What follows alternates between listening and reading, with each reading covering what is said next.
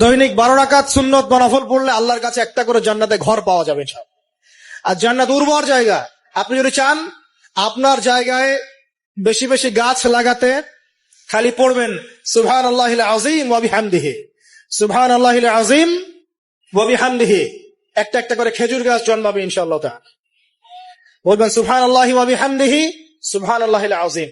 আর বলবেন সুবহানাল্লাহিল আযীমি ওয়া বিহামদিহি। জান্নাতে গাছ রোপণ হবে ইনশাআল্লাহ তাআলা। এটা গেল 6 নাম্বার, নামাজ বেশি বেশি পড়া। 7 নাম্বার, জি বলছি, 7 নাম্বারটা হচ্ছে, আমি আর 4টা বলে শেষ করছি। 7 নাম্বারটা হচ্ছে যে সৃষ্টির সেবা করা। কি করা ভাই?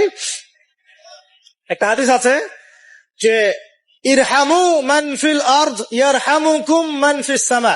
তোমরা জমিনবাসীর প্রতি রহম করো, আসমানবাসী তোমাদের উপর রহম করবে ইনশাআল্লাহ। আল্লাহর ভালোবাসা পাওয়ার অন্যতম মাধ্যম হচ্ছে জমিনবাসীর প্রতি রহম করেন।